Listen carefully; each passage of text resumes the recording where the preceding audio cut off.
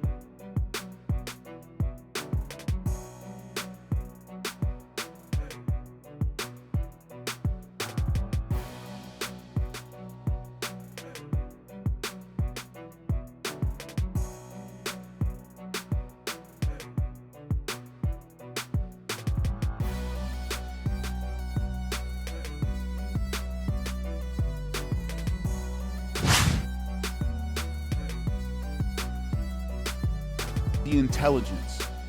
What shot knocked DC out? Right hand to the jaw. That's what spun him around. And the finishing sequence was body, body, body, body, body. You sick of that? You go to the head. Bam. So there's also that intelligence right at the end. It wasn't a body shot that dropped DC to his knees. It was a right to the jaw. And when you're thinking about how bad your liver hurts, makes you really vulnerable to that overhand right, and that's exactly what clipped him, right on the jaw and finished him. So it's also that intelligence of, I'm going to go to that well until he doesn't expect this right hand to the jaw, and that's what's going to take him out. When I saw him committing to the liver shot, the one thing I was thinking is, just like you thought, this is really late to commit to a body attack. Can he get DC out of here with a body attack when he already might have 3 rounds in the bank? We'll have to see if that happens. What does he do? Body, body, body, switches it up to the jaw, and the fight is over. Very, very intelligent stuff from a very intelligent heavyweight. And all I'm hoping from this point on for Stipe is that he gets his due as an all-time great, as the greatest heavyweight in UFC history. I still put Fedor number 1. In UFC history, he's number 1. Daniel Cormier and Stipe Miocic, and Miocic with one of the greatest late fight transitions I can remember. I'm still caught up in the moment. I could be wrong. I could be swept up in emotion, but I can't remember a late fight drastic game plan shift. I've seen late rounds in championship fights of someone coming back, right? Like obviously Anderson Silva triangling, Chael Sonnen comes to mind. There's been late fight wins, but a drastic change of game plan and a systematic breakdown 15 minutes into a fight that you're losing and then getting the W. I can't think of a time I've seen something this drastic, Jim. I don't see any reason why the UFC doesn't tomorrow morning book DC versus Stipe 3 at Madison Square Garden in November. I don't see any reason why they don't do that. Sounds like the biggest no-brainer in the history of matchmaking to me.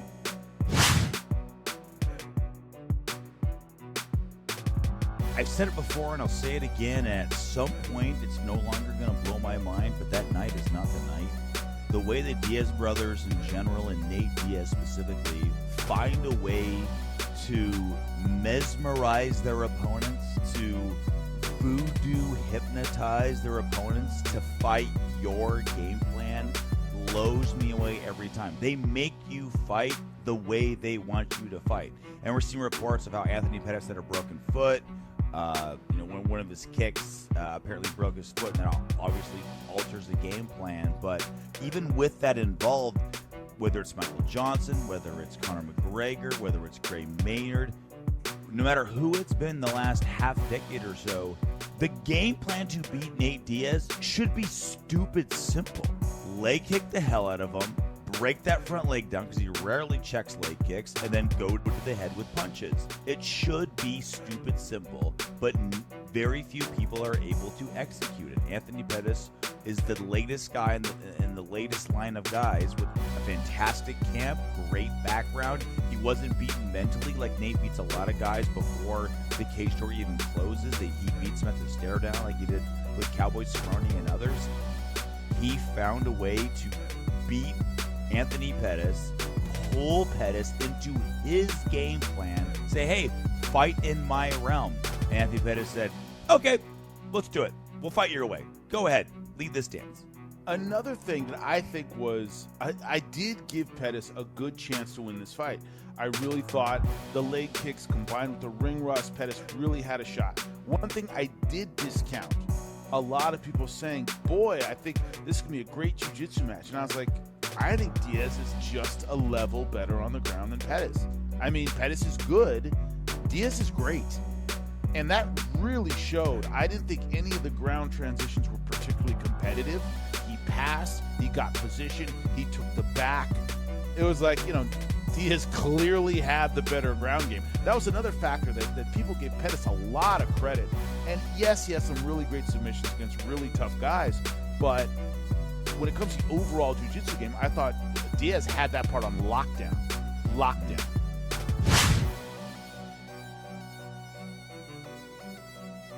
You know how I feel about this, so go ahead, grab a bottle and follow me.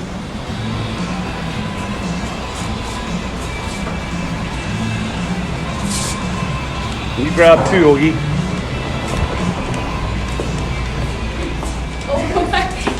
Is there somebody in the bathroom? Yeah! You're gonna pour down the ladies. Come on, Miles, grab a bottle there. See you having a leak? Alright, let's go in here. This is perfect. Well, that's the low life there that we've all supported.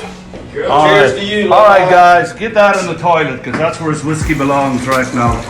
Come on, throw it in there. Get in here. There you are. Proper 12. To hell with it. It'll never be sold in this bar. Yeah. Get it in here. Get it in. Thanks, guys.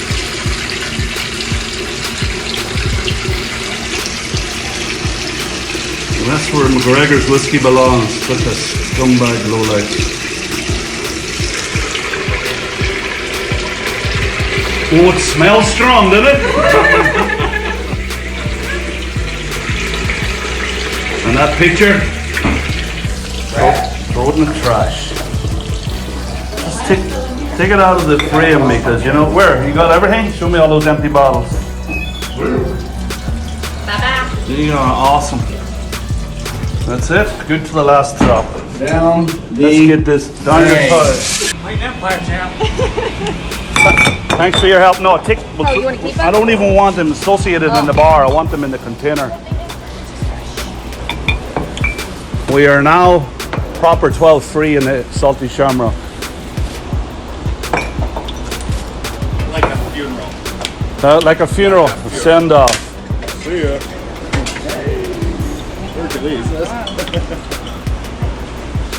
There we go.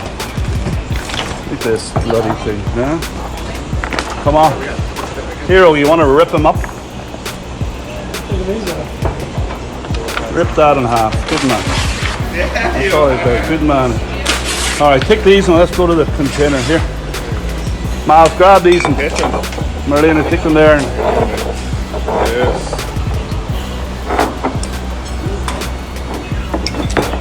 Life's too short to be associated with scumbags.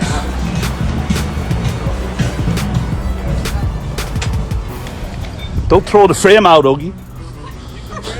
Yeah, it's good for him. Leave it there.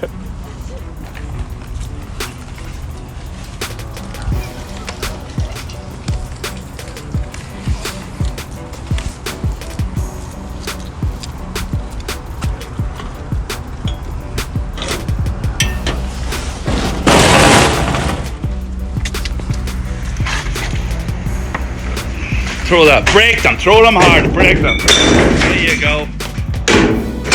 Good ridden, McGregor.